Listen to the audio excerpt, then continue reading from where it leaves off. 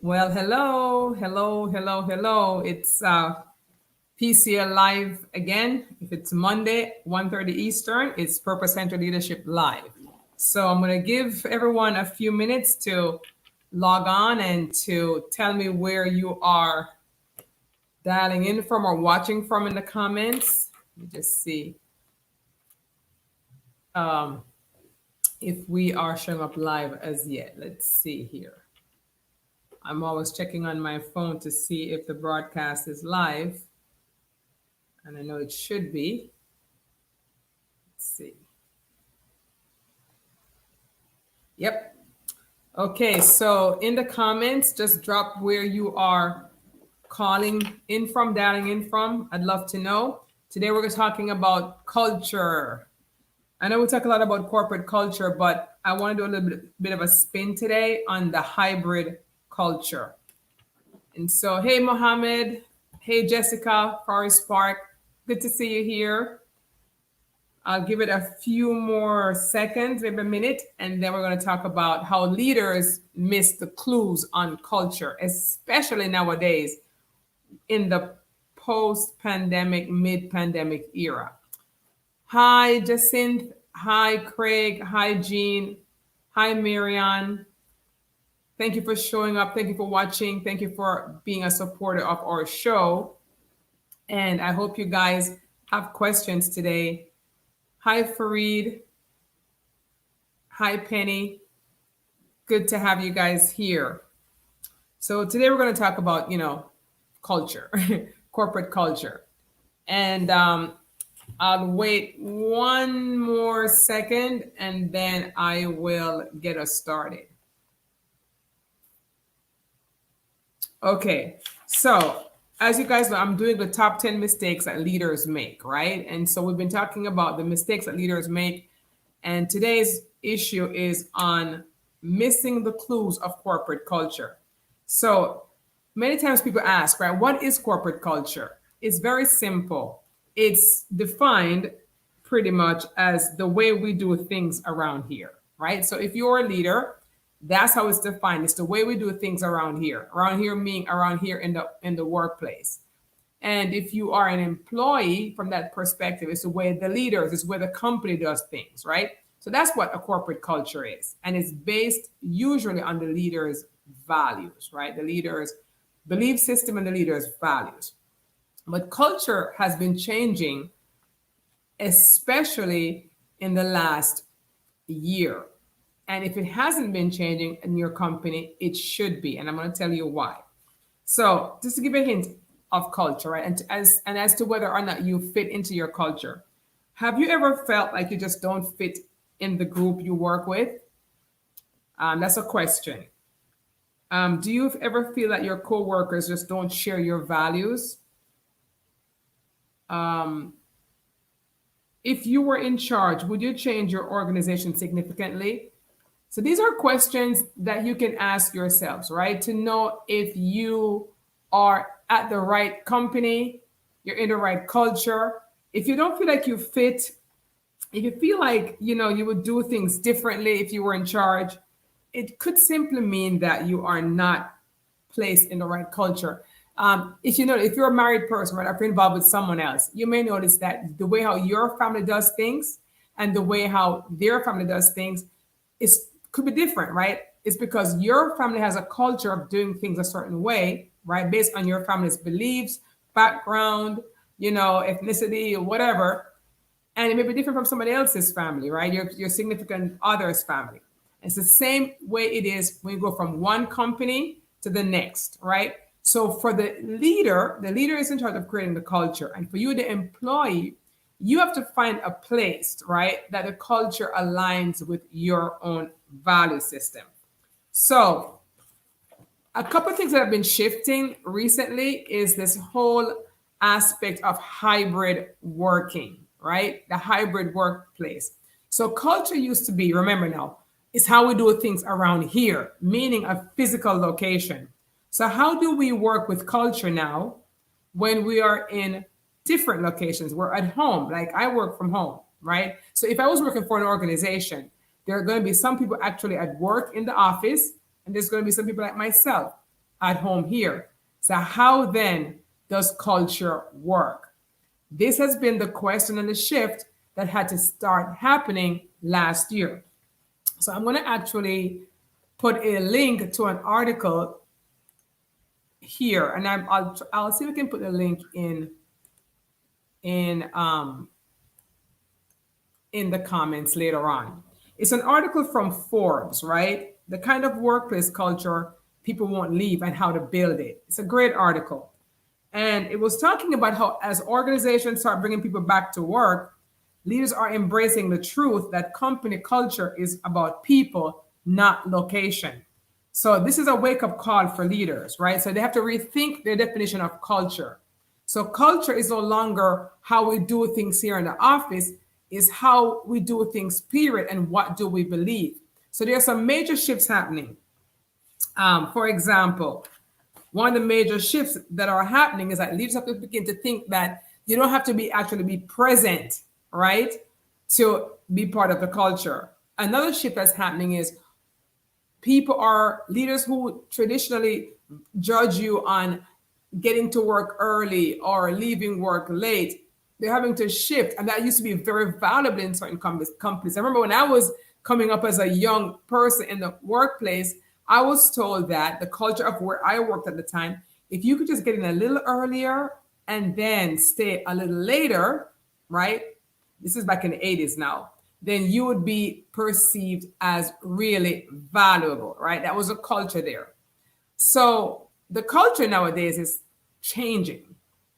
The culture nowadays is based on productivity because there's no way to monitor remote workers as to what time they're logging in, what time they're logging off. Because I could log in to my computer, but I'm not there, right? So the culture in organizations is changing now to where, okay, it's based on the model of, well, we're going to base it on how much do you produce? Can you get the job done? If I can get the job done in 35 hours or in 30 hours, over 40 hours, then the culture is now get the job done. I remember a long time ago, even in the brick and mortar business, right? When I had my brick and mortar business years ago, I remember someone saying to me that employees are paid for 40 hours a week, right? But truthfully, they work 30 hours a week, maybe, if so much, because of the chit chatting, of the water cooler, of the walking around at the coffee breaks, etc., etc., etc. But leaders felt comfortable when they knew they had you there for 40 hours or 45 hours. But now we are switching to a performance based culture. And if a company can switch to that, then they're going to be left behind because the days of pressuring people to come to work, to be into a physical environment, we have passed that, right? So let's see. Thank you, Jacinta. It's my pleasure. Okay, so there's another thing at play here. Today's culture in the hybrid workplace is now based on trust, right? Trust. The leader has to trust you, the employee, right? And you honestly, as an employee, you have to actually earn that trust. But the leader has to trust you, the employee, to have integrity, right? So they're trusting you to work remote, but you have to have that integrity. And so I think it's a two-way street here, right? I know employees love flexibility. They do. But there's a part that employees have to play as well. If I'm going to trust you, if you're working for me, I have remote workers, right? So if I'm going to trust you to work remote, right? I'm trusting you to do your work with integrity, to not share my data with anyone, to not, pass on company information to anyone because I can't see, not to email our stuff to anyone outside of the company. So there's a lot of trust involved, when we allow people to work remotely because we have less control. Right? There's less control. You may be attached to a company's server, but without a supervisor there watching, right? You could share the trade secrets, right? So the trust is both ways. I have to trust you as the leader to be at home and to work with integrity and with intention, and you as the worker need to earn my trust. Let's see. Okay, so if you guys have any questions, you guys can dump them in the chat. So trust is a big thing. Fairness, trust and fairness, and it goes both ways, right? So as a leader, what's perceived as fair has really changed. We need to be even more fair, right? And that's what happened with the COVID. We had to make allowances for moms with kids or single dads with kids. So there's a lot more fairness being built into the culture now. At the same time, employees, you cannot, take advantage of that fairness, right? So if you need allowances made on your behalf, great. Open communication, dialogue is important because from a leader's perspective, even for the hybrid worker, the worker who is working from home, I, as a leader, will know. I will know if you are being productive. I will know if you're being fair to the system. There's ways that we can know. So while the culture has to be a lot more flexible because of what happened in COVID, it's a partnership between the employee and the organization, the employee and the leader, right? Flexibility for those workers who are going back to work. What's being asked nowadays from workers who are actually going back to work, they want a similar flexibility to the workers who are staying home. So leaders who traditionally were very rigid as to what time you get to work, what time you leave work, they're being asked now to be a lot more flexible. So there's a lot of pressure on leadership and on organizations to keep the workers happy, right? And so it's almost like I would say it's a workers market at this point. It's an employees market at this point.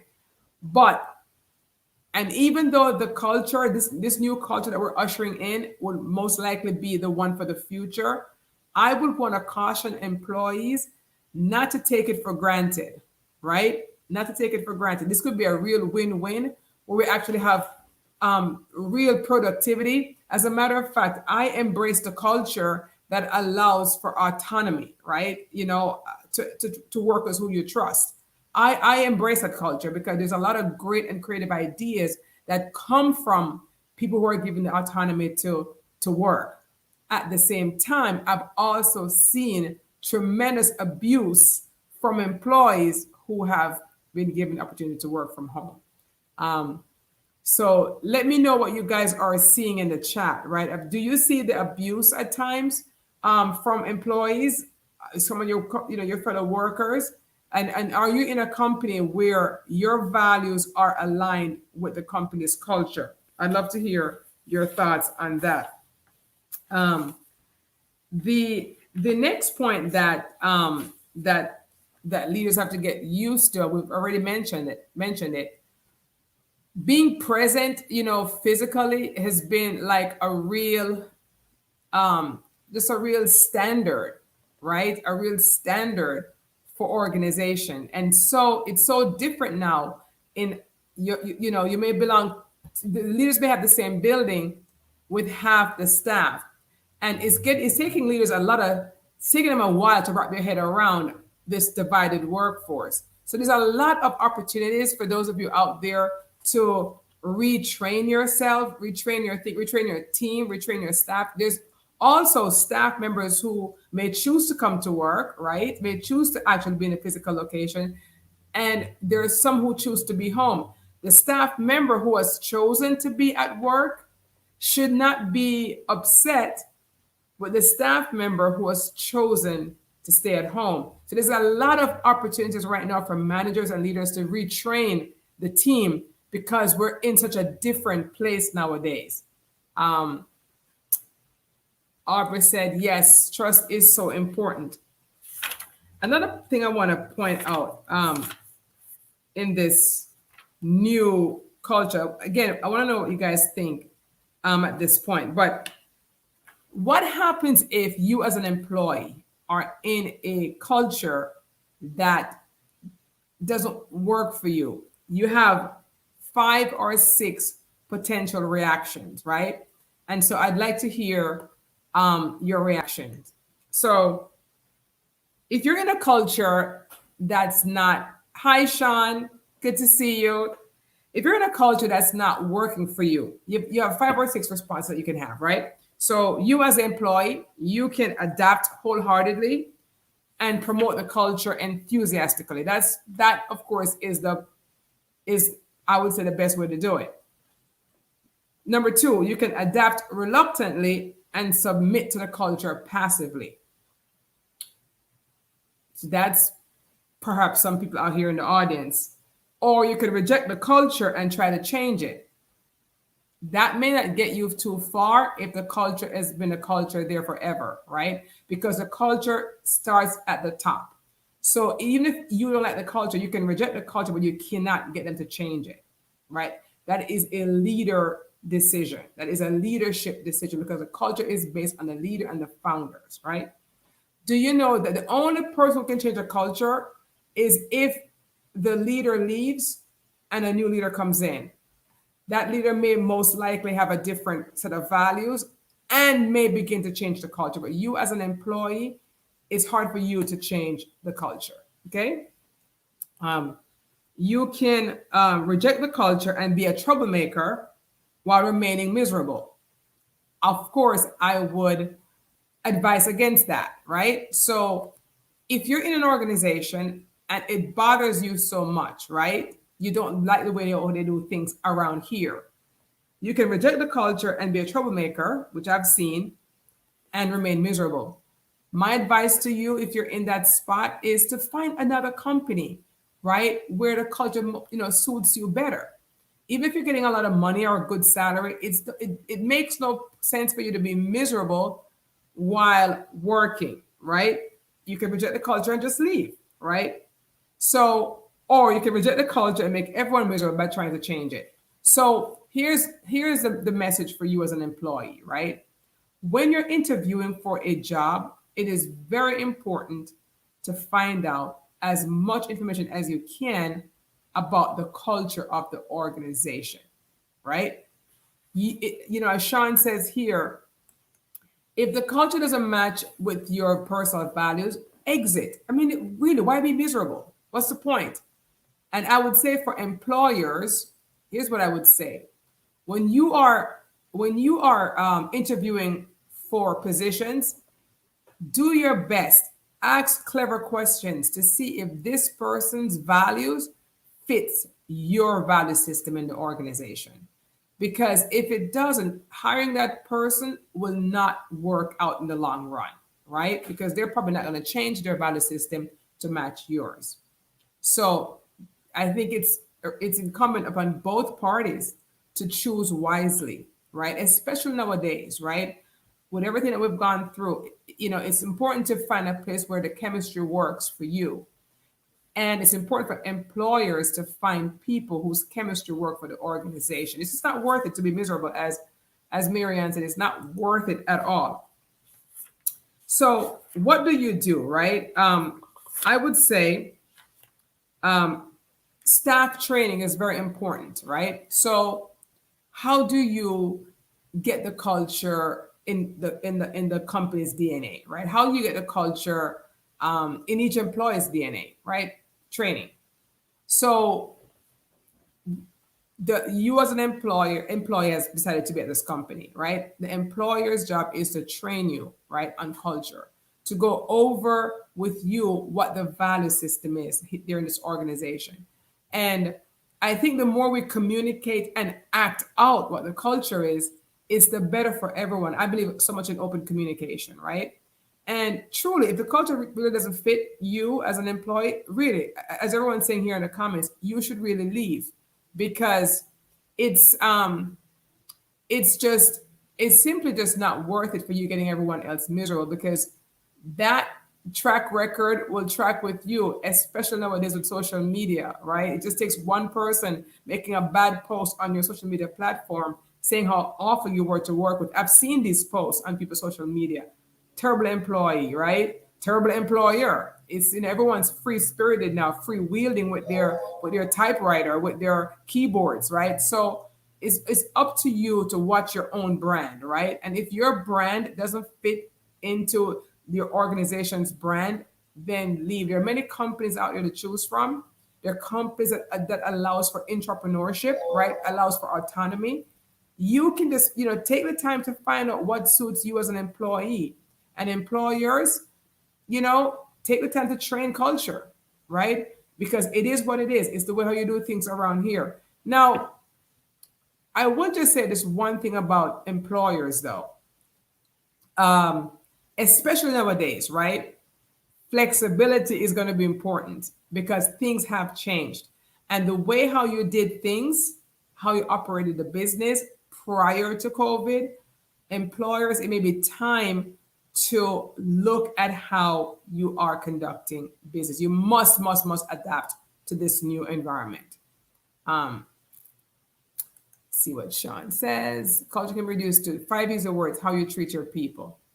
Absolutely. How you treat your people, really how you do things, how people feel when they're in your presence, right? How are people treated? How do they feel?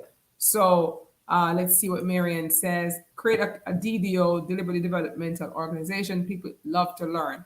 Creating that culture does a positive environment. I do agree. I do agree that people love a learning culture. I think more and more companies should engage in that. I know for me, when I was, working for someone, I loved the opportunities that were given to me for personal development, right? For training, for training, additional learning.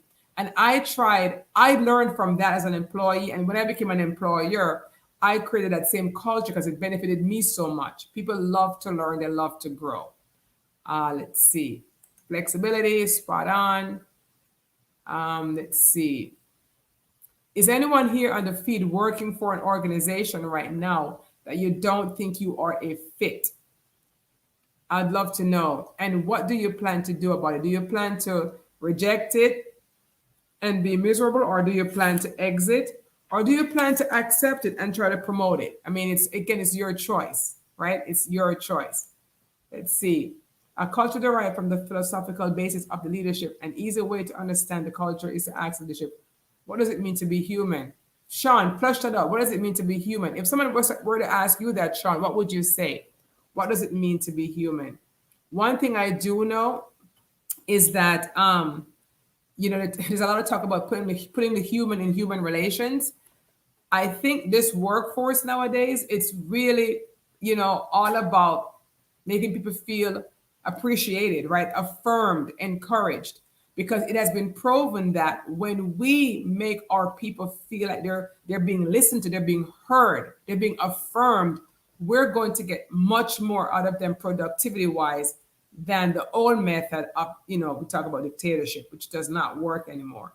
Putting the human in human relationship is so important.